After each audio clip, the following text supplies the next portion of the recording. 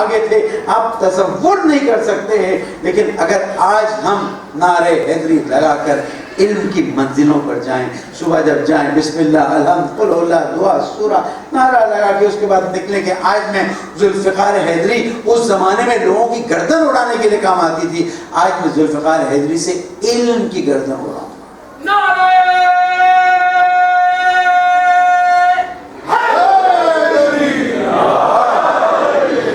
یہ ذوالفقار زمانے کے امام علیہ السلام کے پاس موجود ہے. ایسا نہیں ہے کہ غیبت کے زمانے میں سب ٹھنڈے پڑ جائیں, جس کو جو مرضی اپنا کام کرے, جب مجلس کا وقت آئے تو مجلس کریں اور چلے جائیں. نہیں, آج بھی حسین ہمیں پکارتے ہیں. میں نے صفین کا واقعہ بیان کیا تھا, ریپیٹ نہیں کرنا چاہتا کہ کس طرح سے میرے مولا سے دو لوگوں نے پوچھا کہ میرا بھائی شریک نہیں ہوا. مولا نے فرمایا اگر اس کا دل ہمارے ساتھ تھا تو قیامت تک آنے والے جو مومنین یہ خواہش کریں گے کہ کاش ہمارے ساتھ ہوتے ان کو ہمارا ثواب ملے گا. تو آج کا زمانہ جہاد کا زمانہ ہے. آج کا زمانہ کچھ روپے مل جائے کہ میرا گھر چل جائے, میری روزی ہو جائے, میری زندگی ہو جائے, یہ زمانہ نہیں ہے. آج آپ امام زمانہ کے نمائندے ہیں. میں دعویٰ کرتا ہوں کہ جو شیعہ ہے وہ امام زمانہ علیہ السلام کا نمائندہ ہے, اور جب وہ امام زمانہ کا نمائندہ ہے تو ابھی چھوٹی چھوٹی چیزوں پر اپنا وقت ضائع نہ کریں, ایک دوسرے کی ٹانگ کھینچنے پر اپنا وقت ضائع نہ کریں, بلکہ جائیں آگے بڑھیں, اور جتنا ہو سکے آپ نہیں بڑھ سکے دو لوگ مل کے تیسرے کو آگے بڑھائیں, چار لوگ مل کے پانچویں کو آگے بڑھائیں, تاکہ ایک وقت ایسا آئے کہ جب دنیا والے دیکھیں آج ایران کے ساتھ کیا پرابلم ہے. ایران کا نیوکلیر پرابلم ہے نہیں, ایران نے کہہ دیا, تو خامنہ نے کہہ دیا ہم نیوکلیر بم بنانے میں مانتے ہی نہیں ہیں. احمد نژاد نے کہہ دیا ہمارا نیوکلیر بم میں انٹرسٹ ہی نہیں ہے. اب جب ایک کہہ رہے ہیں, تحقیقات بتا رہی کہ نہیں ہے, مسئلہ کیا ہے؟ مسئلہ یہ ہے کہ ایک ملک ایسا نکل رہا ہے کہ جو ترقی میں آگے بڑھ رہا ہے, جو محتاجی نہیں رکھتا ہے, جو علوم اہل بیت سے استفادہ کر رہا ہے, اور دنیا میں اس طرح سے پھیل رہا ہے کہ اسے روکا. اس کے لیے کوئی طریقہ تو کرنا ہوگا نا, اس کو گرانا تو. ایک ہی حکومت امام زمان علیہ السلام کے نام سے منصوبہ ہے, انشاءاللہ جب تشریف لائیں گے تو حکومت ان تک پہنچ جائے گی. اسی لیے تو کسی نے کہا تھا نا کہ یہ انقلاب کی آہٹ ہے, انقلاب کہاں جو خمینی لائے ہیں, یہ تو صرف ایک اشیر خود فرماتے ہیں کہ میں نے تو نجف کی خاک چھانی ہے, تو اللہ تعالیٰ نے یہ توفیق دے دی, جب وہ نجف والے آئیں گے تب کیا ہوگا. درود پڑھے محمد.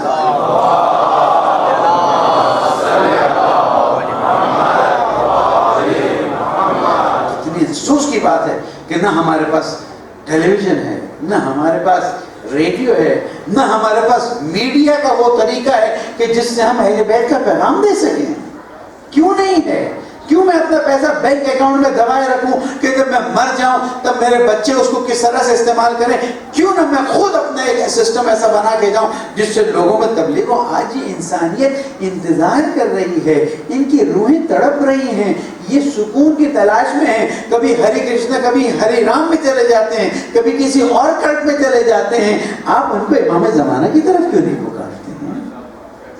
آپ دیکھیے جو ریورٹس ہیں ان سے بات کیجئے, آپ مجھ سے زیادہ تو آپ کو موقع ملتا ہے. کہتے ہیں جو سکون ہمیں اس مکتب میں آ کے ملا کسی اور جگہ پہ, 18 سال پرانا تجربہ آپ کو بتا رہا ہوں.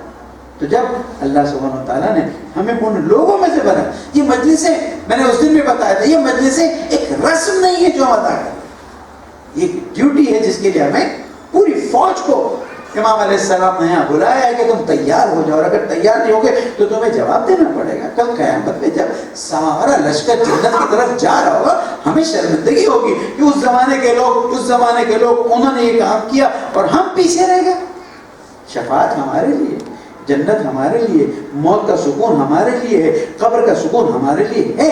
لیکن اس وقت جب ہم اپنے آپ کو ایسا بنائیں, ہم اسی میں لگے رہتے ہیں کہ یہ حلال ہے یا یہ حرام ہے, یہ کرنا چاہیے یہ نہیں کرنا چاہیے. وہ تو اسٹارٹنگ مرحلہ ہے. اب آسٹریلیا میں داخل ہوئے, آپ کو بتا دیے کہ یہ کرنا یہ نہیں کر سکتے, ختم ہو گئی بات, اب آگے بڑھیے. لیکن ہماری کل گفتگو اسی میں ختم ہو جاتی ہے. نہیں, اے ہاتھ ہم سے دور ہے. جنہوں نے اسلام کو نقصان پہنچایا, ہم اسلام کو نقصان نہ پہنچائے بلکہ ہم اسلام کا پرچم بلند کریں. اس لیے کہ اللہ تعالیٰ نے فرمایا ہے والذی ارسل رسولہ بالہدی ودین الحق لیظہرہ علی الدین کلہ ولو کرہ المشرکون، کہ وہ ہے کہ جس نے اپنے رسول کو بھیجا ہے بالحق، حق کے ساتھ، لیظہرہ علی الدین کلہ، تاکہ تمام مکاتب پر یہ چھا جائے. اور ایک وقت آئے گا اسلام کا پرچم چھا جائے گا. یاد رکھیے گا اللہ سبحانہ و تعالیٰ نے اسلام کے بقا کی گارنٹی لی ہے، مسلمانوں کے بقا کی گارنٹی. یہ بات بڑی خطرناک ہے اور بڑی تلخ بھی، لیکن میرا فرض ہے یہ آپریشن کرنا اور بتانا، ذہن کو آمادہ کرنا. جو چاہے قبول کرے، جو نہ چاہے قبول نہ کرے، لیکن آج نہیں تو کل کوئی نہ کوئی شخص ایسا ضرور آئے گا جو میری بات کو سنے گا. اب اسلام آگے بڑھ رہا ہے، اب چاہیں تو اس کے ساتھ آگے بڑھیں اور اس کی آبیاری کریں، کبھی پانی سے، کبھی آنسوں سے، کبھی خون سے، اور چاہیں تو پیچھے رہ جائیں. لیکن جو آگے بڑھتا رہے گا اس کا استقبال وہاں پر اتنا ہی اچھا ہوگا. جو پیچھے رہ جائے گا اس نے جانا تو ہے جنت میں، لیکن اس کی وہ شان نہیں ہوگی جس شان سے اس کو جانا ہوگا. درود پڑھے محمد والے.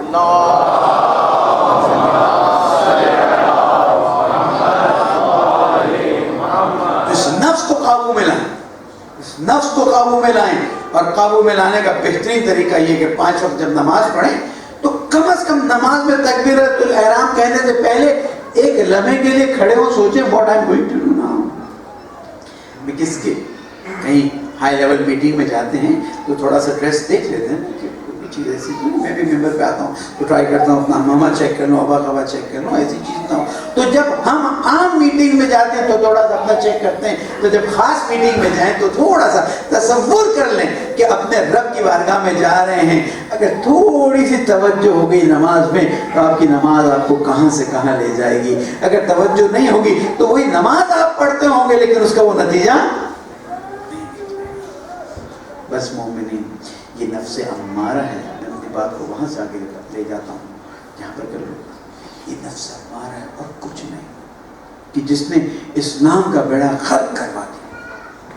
ہم آج بند الفاظ میں گفتگو کروں گا لیکن توجہ آپ کی ضروری ہے، اس لیے کہ جن واقعات کی طرف اشارہ کرنا ہے وہ واقعات کھل کے بیان نہیں کیے جا سکتے، لیکن میں رک بھی نہیں سکتا. جیسے محسوس ہوتا ہے کہ یہ واقعات پتہ نہیں ہے، اور جب تک ان حقائق کا آپ کو علم نہیں ہوگا تب تک آپ کا ایمان مضبوط نہیں ہوگا. ہم نے مولا کے زندگی کے وہ واقعات تو سنے ہیں کہ جہاں پر آپ نے الحمدللہ رب العالمین اسلام کی فتح کے لیے بڑے بڑے کارنامے انجام دیے، لیکن میں سمجھتا ہوں کہ وصال رسول اکرم کے بعد جو میرے مولا نے کارنامے انجام دیے وہ ان سے بھی بڑے. یہ الگ بات ہے کہ افسوس ہوتا ہے. خود فرماتے ہیں نجم البلاغہ میں کہ میں نے 25 سال صبر کیا ہے اس حالت میں کہ کسی کے گلے میں کانٹا اور آنکھ میں شہتیر ہو. ارے تیری مظلومیت کا سلام. اس لیے جب جناب زہرا کی قبر کو بند کیا اور اس پر بیٹھے ہیں اور گریہ فرمایا ہے تو روتے روتے کہا زہرا تیرے بعد دنیا میں رہنے کا مزہ نہیں ہے. کیوں؟ اس لیے کہ اب زہرا جیسی شخصیت، زہرا جیسی بیوی میرے مولا کو نصیب نہیں ہوگی جو دکھ میں سکھ میں ہر چیز میں اس طرح سے ساتھ دیتی تھی. اب مولا فرماتے ہیں زہرا تیرے بعد وہ زمانہ آنے والا ہے کہ جس میں علی کو زحمتوں کا سامنا کرنا ہے لیکن تو نہیں ہے. دیکھیں کتنی عظمت ہے جناب میرے مولا کے ساتھ. کس چیز نے زیادتی کی؟ انا پرستی. میں، میرا مالی فائدہ. ایسا نہ ہو کہ ہمارے اندر بھی وہ بیٹھے. طلحہ اور زبیر، میں ہسٹری کو کل کے بعد آگے لے جانے کے بجائے پیچھے سے تھوڑا کور کرتا ہوں تاکہ تھوڑی چیزیں اور بھی واضح ہوں. طلحہ اور زبیر ایسے لوگ تھے جن میں سے بعض کے بارے میں میرے مولا فرماتے ہیں، بعض کے زبیر کے بارے میں جو مولا کے ساتھیوں میں سے ہوا کرتا ہے، فرماتے ہیں کہ وہ شخص جو نماز شب پڑھا کرتا تھا لیکن نفسانی خواہشات. مولا بیٹھے ہیں حساب کتاب فرما رہے ہیں، واقعات آپ نے سنے ہوئے ہیں. میں صرف واقعہ بیان کر کے اس کی تحلیل کرنا چاہتا ہوں، واقعے کو پورا نہیں بیان کرنا چاہتا. دونوں آئے ہیں، کیا ہوا؟ علی پچھلی خلافت میں ہمیں بہت مال ملتا تھا. سارا مسئلہ ہے کہ پچھلی خلافت میں مال بہت ملتا تھا، علی تم نے سب کچھ بند کر دیا. میرے مولا چراغ جل رہا تھا، واقعہ آپ نے سنا ہوا ہے، چراغ بجھا دیا کہ آپ بات کرو. کالی چراغ کیوں بجھا دیا؟ کہ مجھے معلوم ہو گیا کہ تم لوگ ذاتی بات کرنے آئے ہو، مسلمانوں کی بات کرنے نہیں آئے ہو۔ مسلمانوں کی بات کرتے تو مسلمانوں کے تیل میں چراغ جلا کر بات کرتا، ذاتی بات ہے اس لیے اب تیل مسلمانوں کا استعمال۔ ہمارے اپنے مرکزوں میں جو اضافی چیزیں جلتی رہیں، یہ نہ کہیں کہ والنٹیئر اس کو بند کریں گے، یہ امام کا مال ہے، احتیاط کیجیے، جتنا ہو سکتا ہے احتیاط کیجیے، اس لیے کہ یہ بیت المال مسلمین ہے، چاہے آپ نے چندہ ہی دیا۔ امام علیہ السلام کے یہ جملے سنے انہوں نے، واپس چلے، گفتگو کی بات نہیں بنے گی۔ کیوں؟ اس لیے کہ پہلے مال بہت ملتا تھا۔ جتنے لوگ بھی میرے مولا سے ناراض ہوئے ہیں وہ صرف اس بنا پر ناراض ہوئے کہ علی تم نے لوگوں کے پیسے واپس بھی لے لیے، علی تم نے لوگوں سے پیسے چھین لیے ہیں، تم نے ان کنیزوں کو واپس بیچا ہے کہ جن کو بیت المال کے پیسوں سے خریدا گیا تھا۔ میرے مولا نے فرمایا ہے کہ کسی مظلوم کا حق ضائع نہیں ہونے دو۔ نتیجہ کیا ہوا؟ پھر کچھ دنوں بعد آئے، وہ خاتون تو مکہ چلی جا چکی تھی پہلے سے، تیسرے خلیفہ کے قتل ہونے سے پہلے۔ علی چھت پہ بیٹھے تھے، کچھ تو سوچو، وہ شخص جو میرے مولا کا چاہنے والا ہے، عاشق ہے، ہمارے 100 ناروں کے برابر اس کا ایمان ہوا کرتا تھا اس زمانے میں، علی کچھ تو سوچیں، کچھ تو ہمیں دے دے تاکہ ہم آپ کے ساتھ رہیں۔ کر کے سخت پر بیٹھے تھے، کہا دیکھو سامنے انبار ہے، کہاں پھر ابھی ابھی تجارت کا مال آیا ہے وہاں پر، جاؤ اس میں سے کچھ تم اٹھا لو، کچھ مجھے دے دینا، کچھ خود استعمال کر۔ حیرت سے دیکھنے لگے، علی ہمیں چوری کی بات مجھے کر رہے ہیں، تلقین کر رہے ہیں، اور خود بھی چوری کا مال دینے کے لیے تیار ہے۔ کہا کیوں؟ کہا وہ مسلمان کا مال ہے، ہم کیسے چوری کر سکتے ہیں؟ کہا تم مجھ سے ایکسپیکٹ کرتے ہو کہ میں بیت المال میں سے چوری کر کے تمہیں دے دوں اور تم خود چوری کرنے کے لیے تیار نہیں؟ بس یہ وہ صورتحال ہے، عجیب ہے۔ یعنی جو 4 سال اور چند مہینے خلافت ظاہریہ میرے مولا نے سنبھالی، ایک ایک کلمہ، ایک ایک چیز، جناب مالک اشرف کو جو خط لکھا تھا پڑھیں تو آپ کو اندازہ ہوگا کہ کیا ہستی تھی، کیا شخصیت تھی۔ اور آج بھی اگر ہم ان خطوط کو ان حاکموں تک بھجوائیں کہ جاؤ دیکھو علی نے عدل کو قائم کرنے کے لیے کیا کیا بتایا، تو اندازہ ہوگا۔ لیکن افسوس کہ جب انسان تخت پر آتا ہے تو اس کا دماغ پھر جاتا ہے۔ اب یہاں سے تاریخ شروع ہو، خاتون پہلے سے جا چکی، یہ دونوں نے فیصلہ کیا کہ اب ہم مکہ چلے جائیں گے۔ مکہ سازش کا مرکز بن رہا ہے۔ کس کے خلاف سازش؟ میرے مولا نے۔ کیا سازش؟ جو خاتون یہ بات کہتی رہی ہیں، اور جو جملہ میں کہنے جا رہا ہوں عام طور پر ممبر سے اس کا ترجمہ نہیں کیا جا سکتا، لیکن اہل سنت کی کتابوں سے یہ بات ہے کہ کہتی تھی اقتل ھذا ناصلا، اس ناصل کا ترجمہ نہیں کروں گا، بے ادبی اور بے احترامی ہو جائے گی ممبر پہ۔ وہ خاتون مسلسل ہی کہتی تھی تیسرے خلیفہ کے بارے میں کہ اس کو قتل کر ڈالو، اور اس کے بعد ناراض ہو کر مکہ چلے گی۔ جب یہ دونوں پہنچے تو مجھے کیا خبر ہوئی؟ کیا ہوا یہ کہ اس کو تو قتل کر ڈالا۔ قتل کرنے میں بھی یہ دونوں آگے آگے قتل کر ڈالا۔ اور یہ دونوں جب میرے مولا کی حکومت آگے بڑھی اور دیکھا کہ ہمیں کچھ نہیں ملنے والا، تو یہ جاتے ہیں مکہ اور وہاں سے وہ چیز تیار کرتے ہیں جو مسلمانوں میں سب سے پہلے فتنے کی جڑ تھی، جس کے بارے میں رسول اکرم محمد مصطفیٰ صلی اللہ علیہ وسلم کہ ناقصین کا ایک گروہ ایسا بنے گا کہ جو بیعت کرنے کے بعد بیعت توڑ دے گا، بیعت کرنے کے بعد بیعت توڑ دے گا۔ دیکھیں کم از کم زبیر کے بارے میں تو میرے مولا کے الفاظ میں یہاں پر بیان کروں تو آپ کو تعجب ہوگا، لیکن جب نفسانی خواہشات سامنے آتی ہیں اور دوست ایسا شخص بن جاتا ہے جس کو نفسانی خواہشات کی بہت زیادہ خواہش ہوتی ہے، تو پھر انسان کہاں پہنچ جاتا ہے وہاں پر، اور باقاعدہ فوج تیار کی جاتی ہے اور اس کے بعد بصرے کی طرف روانہ ہوا جاتا ہے، اور اس اونٹ پر یا اونٹنی پر بٹھایا جاتا ہے کہ جس کے بارے میں رسول اکرم نے فرمایا تھا، یاد رکھنا اس وقت توجہ کرنا، ایسا نہ ہو کہ تم اونٹنی پر بیٹھی ہو اور کتے فلاں جگہ پر بھونکیں. ہماری کتاب نہیں, انہیں کی کتابوں سے چیک کیا. اس وقت احتیاط کرنا ایسا نہ ہو. اور قرآن مجید کا حکم ہے وَلَا تَبَرُّجْنَ تَبَرُّجَ الْجَاهِلِيَّةِ الْأُولَىٰ, اور ایسا کام مت کرو کہ جو جاہلیت کے زمانے کے کام تھے. وَقَرْنَ فِي بُيُوتِكُنَّ, اپنے گھروں میں بیٹھے. ایسی بھی زوجات رسول اکرم تھی کہ جب یہ حکم آیا اس کے بعد سے وہ گھر سے نہیں نکلی یہاں تک کہ انتقال ہو گیا. تاریخ اسلام کا مطالعہ تو کرو. اسلام کو کس چیز نے دعویٰ کیا ہے؟ اسلام کو نفسانی خواہشات نے دعویٰ کیا ہے. اب بصرہ پہنچیں, بہت غور کیجیے گا, اور واقعاً یہ چیز آپ کے ذہن میں اپنے بچوں کو بتائیے. بصرہ پہنچیں. اب بصرہ کی حکومت ہاتھ میں لینے کی کوشش کر رہے ہیں یہ لوگ کہ کسی طرح سے بصرہ والے ہمارے ساتھ آ جائیں. کہ کیا کریں؟ کہ ایک بہت ہی بڑا عابد اور زاہد ہے. کون ہے؟ بہت ہی بڑا عابد اور زاہد ہے, کعب ابن ثور کا. بیان کرتے ہوئے مجھے افسوس ہوتا ہے. کعب ابن ثور پہلے کوفہ میں ہوا کرتا تھا, بعض وجوہات کی بنا پر بصرہ آ گیا.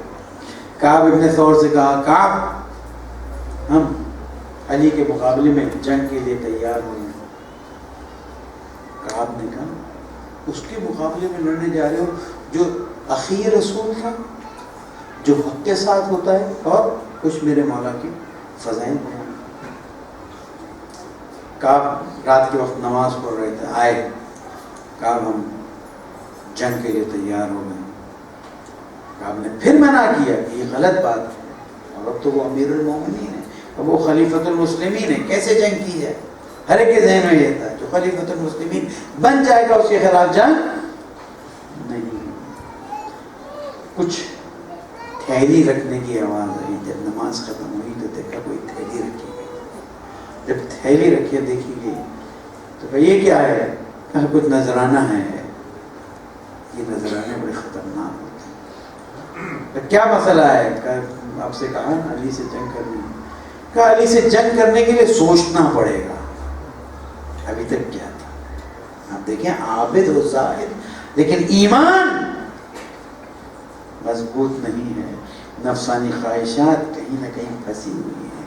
کچھ دیر اور نماز پڑھی, اس کے بعد کچھ اور رکھا گیا. جب دیکھا وزن خاصا ہو گیا ہے, کہاں سوچ تو میں بھی رہا تھا کہ علی اس لائق نہیں کہ انہیں حکومت ملے. انا للہ و انا الیہ راجعون. اب یہ کھڑا ہوتا ہے اور صبح کے وقت اس ہودج والے اونٹنی کی رسی کو پکڑتا ہے. ایھا الناس, یہ تمہارا دین ہے. ایھا الناس, یہ تمہارا ایمان ہے. ایھا الناس, اس کا ساتھ دو, ساتھ دو, ساتھ دو. بالآخر جب میرے مولا کی فوج پہنچی ہے بصرہ کے پاس اور جنگ کا میدان تیار ہوا ہے, مولا نے پھر محمد ابن ابی بکر کو بھیجا, جن کو اپنا بیٹا بنا کے رکھا تھا. کاش ہم محمد ابن ابی بکر کے پیر کی مٹی بھی بن جائے. مولا کتنا عشق کرتے تھے کہ جب محمد ابن ابی بکر کی شہادت کی خبر آئی بھنک بھنک کے روئے کہ میرے بیٹے کو شہید کر دیا. بالکل حسن حسین علیہ السلام کی طرح محبت کرتے. محمد ابن ابی بکر سے کہا, محمد ابن ابی بکر جاؤ اپنی بہن کو سمجھاؤ, ہو سکتا ہے مان جائے. اس کی جزیات بہت ہیں لیکن میرے پاس اتنا وقت نہیں اور آپ کے پاس اتنا حوصلہ نہیں. محمد ابن ابی بکر پھر جا کے تلقین کرتے ہیں, پھر واپس آ جاتے ہیں. اطراف میں لوگ ہیں ایسے, کیونکہ جب وہ کتے بھونکے تھے تب بھی انہوں نے کہا تھا کہ مجھے واپس بھیج دو, یہ کتوں نے بھونکنا شروع کیا ہے. رسول اکرم نے فرمایا تھا مجھے واپس جانا چاہیے. لوگوں نے کہا یہ آپ کے خیال میں یہ تو چند کتے ہیں, بھونکنے سے پورے راستے بھونکتے ہیں, آپ کو بھی پتہ چلا. پھر اونٹنی والا مسئلہ پیش آیا, پھر کہا کہ مجھے واپس بھیج دو. الغرض جنگ کے لیے دونوں طرف تیار ہو گئے. پہلی مرتبہ دو مسلمان کے گروہ ظاہری طور پر, اس لیے کہ میرے مولا نے بعد میں بھی ان کو مسلمان ہی کہا, ورنہ میں تو جرات نہیں کر سکتا کیونکہ جو امیر المومنین کے مقابلے میں کھڑے ہو جائے وہ مسلمان رہ نہیں سکتے. لیکن میرے مولا نے بعد میں کہا کہ جو قتل ہو گئے, جو باقی ہیں اگر وہ تسلیم ہوتے ہیں تو اسلام میں داخل میں کوئی مسئلہ نہیں ہے. علی کا وسعت ضرب. جنگ شروع ہونے کے لیے مولا کے فوجیوں نے کہا, کمانڈر نے کہا مولا ہم جنگ شروع کریں. مولا نے فرمایا نہیں, یہ تاریخ میں لکھا جائے گا. اس لیے کہ اس سے پہلے مسلمانوں کے درمیان کبھی جنگ نہیں ہوتی. تاریخ میں نہیں لکھا جا سکتا کہ علی نے مسلمانوں کے خلاف تیر چلایا. جب وہاں سے تیر چلنا شروع ہوا تو میرے مولا نے کہا اب تم لوگ جواب دینا شروع کرو. کچھ عرصے بعد یہ جنگ نتیجے تک پہنچی. اونٹ کی جو پیر تھے وہ کاٹ دیے گئے اور وہ واقعہ پیش آیا جو تاریخ بیان کرتی ہے. کہاں رسول کی عظمت اور کہاں میدان جنگ میں آ جانا. یہ تو خود مسلمانوں کے لیے بہت بڑا سوال ہے نا. یہ صرف افسانے خواہشات اور کچھ نہیں. اور ایک چیز ہے جو ہے جس کو ہم کہتے ہیں میرے مولا سے بغض. یہ بغض علی انسان کو کہاں سے کہاں لے جاتا ہے. یاد رکھیے جتنا ہو سکے میرے مولا کا ذکر گھر میں کرتے رہیے. اس لیے کہ ذکر علی عبادت، ذکر علی عبادت. اور جتنا، کیونکہ اللہ کو سب مانتے ہیں، رسول کو مانتے ہیں، مسئلہ آ کے کھڑا ہوتا ہے وہ ولایت امیر المومنین پہ ہے.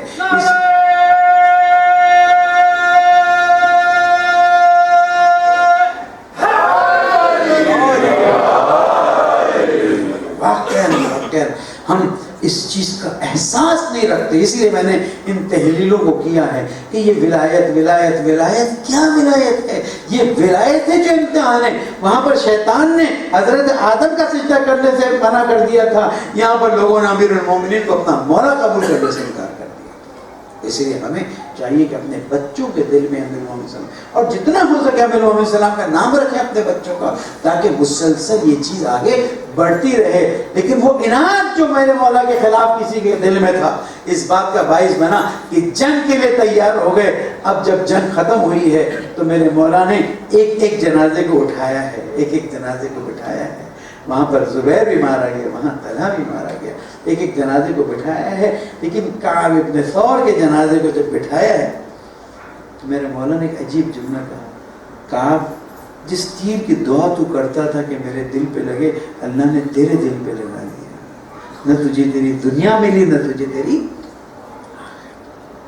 یہ ان کا حشر ہے. ہمیں اپنے بارے میں سنا، یا ہم علی کے ساتھ ہیں یا علی کے مقابلے پر. اگر علی کے ساتھ ہیں تو پھر ایکٹیولی ساتھ ہونا ہوگا، پیسیولی ساتھ ہونا کوئی فائدہ نہیں دیتا. ایک اور درود پڑھے محمد وعلیہ.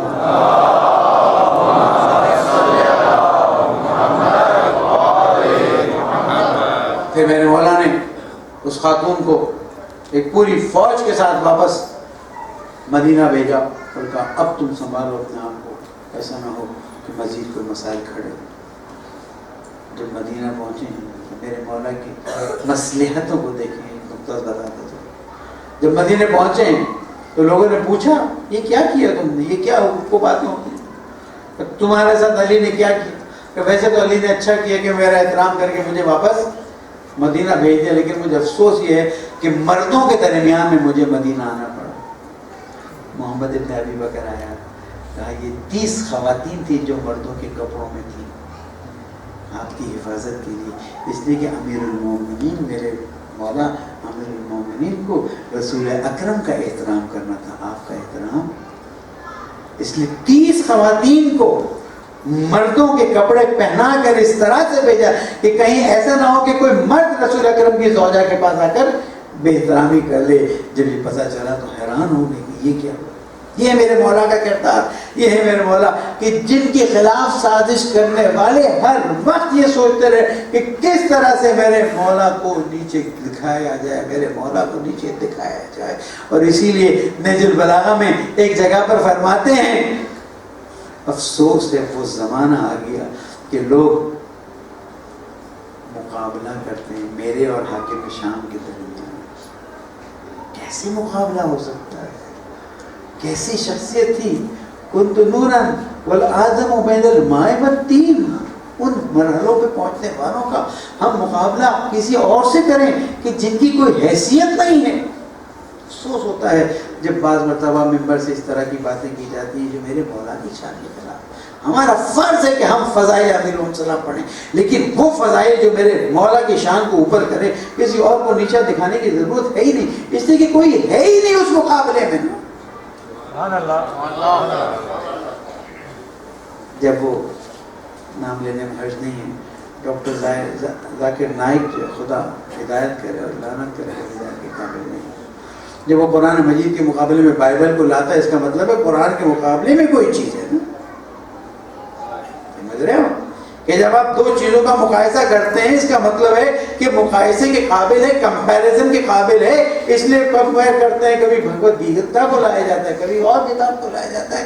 وہ میرے بھائی قرآن مجید وہ کتاب ہے جس کا کوئی کتاب مقابلہ کر نہیں سکتی ہے.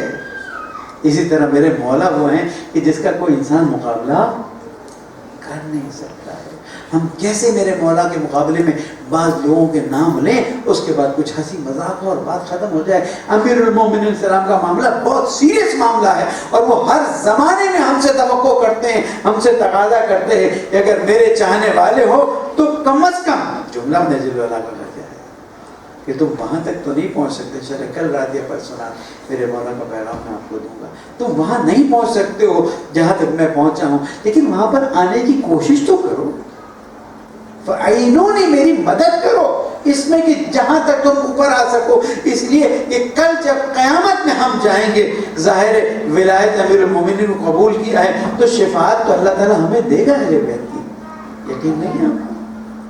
لیکن اس وقت گناہوں کی لسٹ جب پیش کی جائے گی تو کیا ہوگا، کیا جواب دیں گے، کیا کہیں گے؟ ہم گناہ اس لیے کرتے رہیں. اس لیے اہل بیت کو شرمندگی سے بچانے کے لیے گناہ سے پرہیز کیجیے. قیامت کے دن شفاعت میں اتنا وقت نہ لگ جائے کہ ہماری معافی منگواتے منگواتے اہل بیت علیہ السلام کے لیے زحمت کا باعث بنے، بلکہ جب ہم پہنچے تو اہل بیت خود کہیں انسان ہے، کچھ نہ کوئی غلطی ہو جاتی ہے، اس میں کوئی شک نہیں ہے. توبہ کیجئے، استغفار کیجئے، اللہ سے وعدہ کیجئے، اس لیے کہ ہم سفیر اہل بیت علیہ السلام. آج ہم کہتے ہیں یا لیتنا کننا معکم، کاش ہم آپ کے ساتھ ہوتے. امام فرماتے ہیں آج بھی تم میرے ساتھ ہو، تم کالا کپڑا پہنتے ہو، یہ بتاتے ہو کہ حسین کی فوج میں شامل ہے. عزیزانو، 7ویں محرم کی رات اور عام طور پر 7ویں محرم میں ایک ایسے جوان شخص کا ذکر کیا جاتا ہے کہ جس کی تاریخ میں بہت کم مثال ملتی ہے. عزیزانو، 2 منٹ عرائض پیش کروں، اس کے بعد پھر مسائل کی طرف جاتا ہوں. کہ کربلا نے ہمیں یہ بتا دیا کہ عمر کی کوئی قید نہیں. کربلا میں عمر کی کوئی قید نہیں ہے. کوئی بوڑھا سے بوڑھا ہے تو وہ بھی کربلا میں ہے، اور کوئی چھوٹا سے چھوٹا ہے وہ بھی کربلا میں ہے. کربلا خواتین کے لیے بھی ہے، کربلا مردوں کے لیے بھی ہے. صرف ارادہ کرنے کی دیر ہے. آپ نے ارادہ کیا اور آپ کربلا والوں کے ساتھ شامل ہو گئے. امام حسن علیہ السلام کی شہادت کا زمانہ نزدیک آتا ہے اور میرے مولا وصیت فرماتے ہیں. وصیت کرتے کرتے ایک وقت ایک بازو بند باندھتے ہیں جناب قاسم کے بازو. کم از کم 3 فرزندوں کا امام کے کربلا میں ذکر آتا ہے. تعجب مت کیجیے گا، مختلف کتابوں کے ریفرنس سے میں بات کرتا ہوں. 3 فرزند ہیں، ایک جناب قاسم ہے، ایک جناب عبداللہ ہیں، اور ایک تیسرے جن کا نام میں نہیں دیکھ سکا. 3 فرزند امام علیہ السلام کے جو کربلا میں، قاسم سب سے بڑے اور عبداللہ سب سے چھوٹے. اور جناب قاسم وہ تھے کہ جنہوں نے اپنے بابا کو باقاعدہ ہوش میں درد کیا تھا. جناب عبداللہ جو سب سے چھوٹے تھے، ظاہر ہے یہ کہا جاتا ہے کہ امام علیہ السلام کی شہادت کے بعد دنیا میں آئے یا شہادت کے بالکل نزدیک دنیا میں آئے، اس لیے امام حسین کو اپنا بابا کہا. یہ محبتوں کا قافلہ کربلا پہنچتا. عزیزانو، کربلا میں جب میرے مولا نے شب عاشور چراغ گل کیا ہے نا، عزیزانو خدا رونے سے مت رکیے گا. یہ رونا آپ کے دلوں کو صاف کر دیتا ہے، یہ رونا آپ کے گناہوں کو معاف کر دیتا ہے. اسی لیے حدیث میں آیا ہے جو روئے رولائے یا حتیٰ رونے جیسی شکل بھی بنائے اس کے لیے جنت کا راستہ کھل جاتا ہے. عزیزانو، جب آپ روتے ہیں تو جناب زہرا کو اطمینان ہوتا ہے کہ میرے حسین پر رونے والے ہیں. جناب زہرا دعا کرتی ہے. میرے زمانے کے امام یہی فرماتے ہیں نا کہ میں صبح اور شام کربلا والوں کے لیے گریہ کرتا ہوں، خون کے آنسو بہاتا ہوں. عزیزانو، شب عاشور جب چراغ گل کر دیا گیا تھا، سب نے وفاداری کا اعلان کیا. ایک وقت چراغ روشن کیا گیا، سب اس خیمے سے باہر نکلے ہیں. میرے مولا نے دیکھا کہ ننھے قاسم جو ہے انہوں نے اپنا سر اپنے زانوں پہ رکھا ہوا ہے. میرے مولا پہنچے، کہا بیٹا قاسم تم کیوں اتنے پریشان ہو؟ تم کیوں اتنے پریشان ہو؟ کہا آقا کل سب کو آپ نے بشارت دی جنت کی، میرے لیے کوئی بشارت نہیں، میرے لیے کوئی خوشخبری نہیں۔ میرے مولا نے شاید تاریخ کے لیے جملہ رکھا، قاسم یہ بتاؤ تم شہادت کو کیسا سمجھتے ہو؟ ایک عجیب جواب دیا، امو اگر آپ کی نصرت میں ہو تو شہد سے زیادہ شیرین ہے۔ میرے مولا نے جواب دیا، قاسم کل تم 6 ماہ بھی شہید ہو جائے۔ یہ نوجوان تڑپ گیا، آقا کیا یہ دشمن بھی خیموں میں داخل ہو جائیں گے؟ کہا بیٹا قاسم ان باتوں کو چھوڑو، لیکن تمہیں جب شہادت نصیب ہوگی تو تم ایک سخت امتحان سے گزرو گے۔ اللہ اکبر۔ اب یہ قاسم گھبرا نہیں رہے ہیں بلکہ نکلے ہوں گے، دوڑے ہوں گے، اپنی ماں کے خیمے میں پہنچے ہوں گے، اماں کل کی خوشخبری ہے، بابا کی طرف سے نمائندگی کروں گا۔ شاید دونوں بھائیوں نے بھی سن لیا ہوگا۔ عزاداروں روز عاشور آیا، جناب حسن کی بیوہ نے حضرت قاسم کو آواز دی، بیٹا قاسم ابھی تک تم زندہ ہو، دیکھو علی اکبر تم سے پہلے نہ چلے جائیں۔ ایک وقت دیکھا گیا جناب علی اکبر کا لاشا آیا، جناب قاسم تڑپے، اماں میں تو امو کے پاس جاتا ہوں لیکن اجازت ہی نہیں ملتی۔ ایک وقت آیا، اماں نے بازو بند کھولا، کھولنے کے بعد قاسم کو دیا، بیٹا قاسم جاؤ امو کو دو۔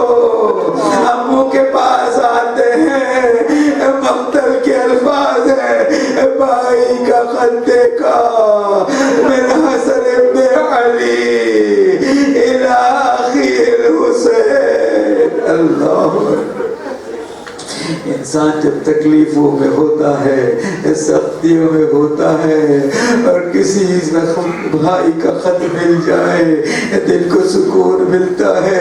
گریہ شروع کیا، آنکھوں سے لگایا، اب تاریخ لکھتی ہے، مقتل کا جملہ ہے کہ قاسم کو بغل میں لیا، فبکاہما دونوں نے گریہ کیا، حتی غشی علیہما دونوں پر غشی طاری ہوئی۔ ایک وقت ہوش میں آئے، بولا بیٹا قاسم جاؤ، عزکم اللہ، بیٹا قاسم جاؤ، اب تم اپنی جنگ دکھاؤ، اپنے بابا کی نمائندگی کرو۔ ماں نے تیار کیا، نوجوان ہے، دولہا بننے کی آرزو ہے، خواہش یہی تھی، لیکن اب اسلام پر وقت آیا ہے۔ تاریخ لکھتی ہے جناب قاسم کا قد چھوٹا تھا، کوئی ذرا پوری نہیں آتی تھی، پھر بھی میرے مولا نے جناب قاسم کو سوار کیا، مقتل کی طرف جانے لگے۔ امام کے دل میں آیا ہوگا، بھائی حسن تیرا شکریہ، آج حسین مظلوم کی مدد کے لیے آپ کا قاسم جا رہا ہے۔ جناب قاسم نے جنگ کی، جنگ کرتے کرتے ایک وقت آواز دی، السلام علیکم یا عمّا، اے چچا آپ پر میرا سلام ہو۔ مولا نے دیکھا اشتیان قاسم کو گھیرا ہوا ہے، جناب قاسم گھوڑے سے نیچے آئے، ایک طرف سے جناب عباس نے